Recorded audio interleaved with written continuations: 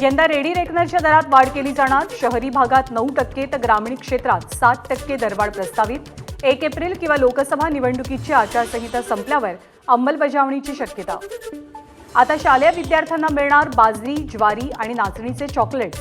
विद्यार्थ्यांचं पोषण आहार सुधारण्यासाठी आदिवासी क्षेत्रातल्या शाळांमध्ये या चॉकलेटचं वितरण केलं जाईल।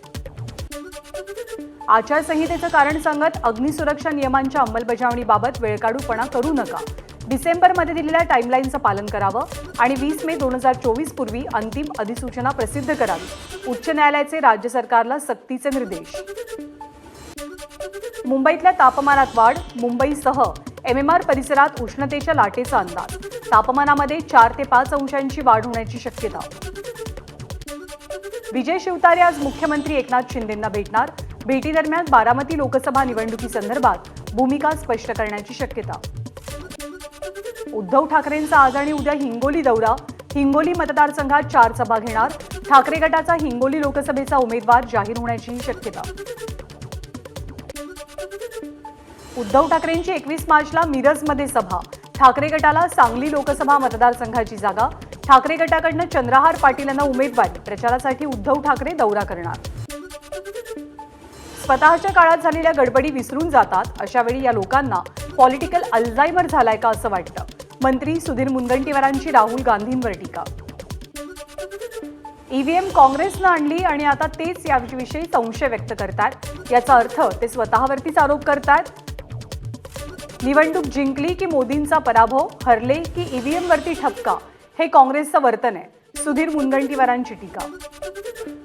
स्वतः अदानीच्या पाठीशी उभं राहायचं आणि भाषणात अदानीच्या नावानं शिमगा करत सत्तेची स्वप्न पाहायची। थोडासा इतिहास काढून बघा, अदानीला नेमकं मोठं कुणी केलं याची माहिती मिळेल। सुधीर मुनगंटीवारांची राहुल गांधींवर टीका। जे बाळासाहेब ठाकरे भाषणाच्या सुरुवातीला तमाम हिंदू भगिनींनो आणि बांधवांनो म्हणायचे, तेच उद्धव ठाकरे म्हणू शकले नाही। सुधीर मुनगंटीवारांची ठाकरेंवरही टीका। शरद पवार जे बोलतात त्याच्या उलट होतं हे सर्वांनाच माहिती आहे। ते जेव्हा मोदी चले जाव असं म्हणतात त्याचा अर्थ संसदेमध्ये मोदी पुन्हा आओ असा होतो। सुधीर मुनगंटीवारांचं वक्तव्य। भाजपची तिसरी यादी 20 तारखेच्या आज जाहीर केली जाईल। सुधीर मुनगंटीवार यांनी व्यक्त केली अपेक्षा।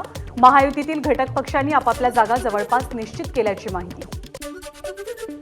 माढा लोकसभा मतदारसंघात कोणतीही नाराजी नाही। एकदा झेंडा हाती घेतला की इतर प्रश्न संपतात। सुधीर मुनगंटीवार यांची माढाच्या उमेदवारीवरनं सुरू असलेल्या वादावरती प्रतिक्रिया। रणजित निंबाळकरांनी मतदारसंघातील आमदार आणि पदाधिकाऱ्यांची दुपारी 4 वाजता बैठक बोलावली आहे। फलटणचे आमदार वगळता सर्व आमदार या बैठकीला उपस्थित राहण्याची शक्यता। रामराजे नाईक निंबाळकर आज अजित पवारांना भेटणार। बैठकीनंतर निंबाळकर आपली पुढची भूमिका स्पष्ट करण्याची शक्यता। मोहिते पाटील आणि निंबाळकरांचं संभाव्य बंड शमवण्यात अजित पवार यशस्वी होण्याचा अंदाज। महाविकास आघाडीच्या जागा वाटपावरती आज शिक्कामोर्तब होण्याची शक्यता। महाविकास आघाडीचा वंचितला वगळता 22-16-10 असा फॉर्म्युला निश्चित, तर वंचितला सोबत घेतल्यास 20-15-9-4 चा फॉर्म्युला जवळपास ठरल्याची माहिती। उमरेडचे काँग्रेस आमदार राजू पारवे आज एकनाथ शिंदे यांच्या उपस्थितीत शिवसेनेत प्रवेश करण्याची शक्यता। राजू पारवे धनुष्यबाण चिन्हावर रामटेकमधनं निवडणूक लढण्याचा अंदाज।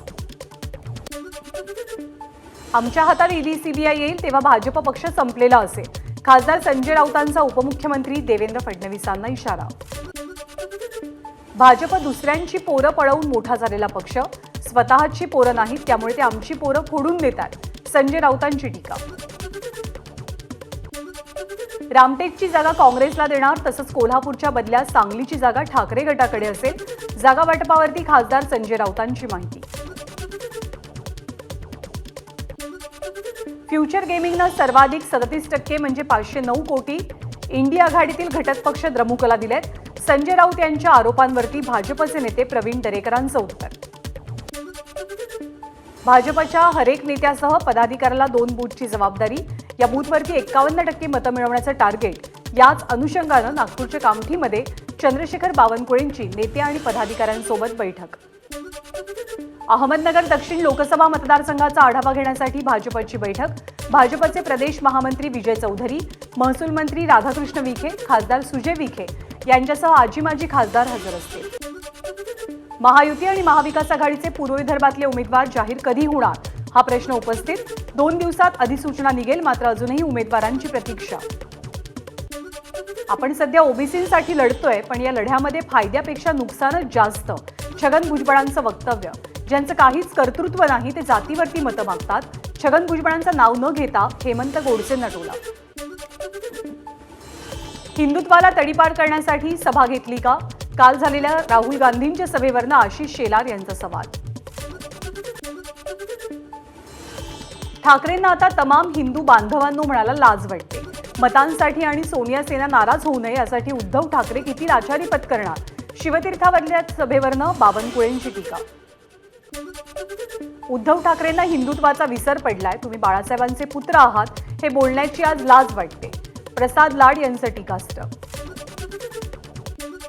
शिवाजी पार्कची सभा पाहताना बाळासाहेब ठाकरे यांच्या डोळ्यातनं अश्रू आले असतील.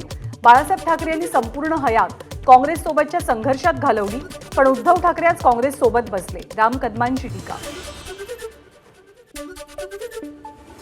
महाराष्ट्रातला एक नेता काँग्रेस पक्ष सोडून गेला. त्याच्या आधी ते सोनिया गांधींकडे गेले होते आणि रडले. त्यापूर्वी ते आपल्याकडे आले आणि म्हणाले की भाजपचे लोक आपल्याला त्रास देतात. त्यांनी लढण्याऐवजी पक्ष सोडून दिला. खरगेंचा चव्हाणांवरती हल्लाबोल. अजित पवारांच्या विरोधात त्यांचे सख्खे बंधू मैदानात. शरद पवारांना एकटं सोडणं चुकीचं. शेत करायला दिलं म्हणून आपण मालक होत नाही.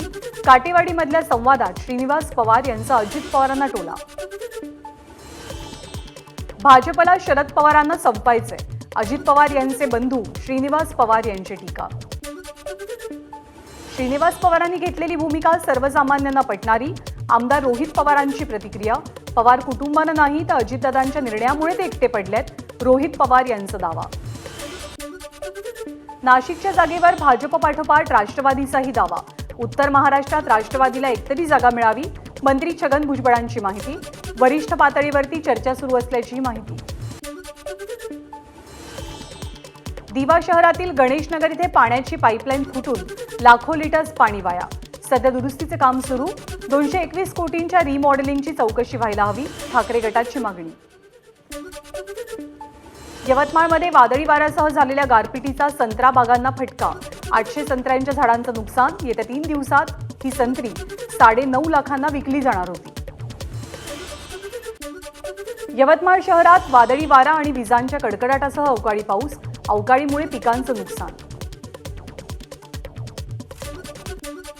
वाशिम जिल्ह्यामधल्या मंगरुळपीर, मालेगाव आणि कारंजा तालुक्यात पाऊस आणि गारपिटीमुळे कांदा पिकासह भाजीपाल्याचं नुकसान. शासनानं लवकरात लवकर पंचनामे करून नुकसान भरपाई द्यावी. शेतकऱ्यांची मागणी. भंडाऱ्यामध्ये विजांच्या कडकडाटासह अवकाळी पावसाची हजेरी. अवकाळी पावसामुळे नागरिकांची उकाड्यापासून काही अंशी सुटका. नागपूर शहरातील विविध भागांमध्ये जोरदार पाऊस. घराबाहेर फिरायला गेलेल्यांची पावसामुळे तारांबळ.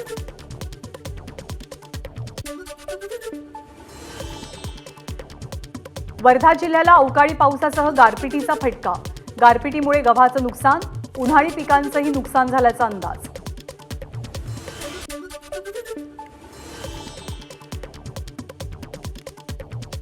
अमरावतीला अवकाळी पावसाचा तडाखा. अमरावती शहरासह अनेक तालुक्यात पावसाची हजेरी.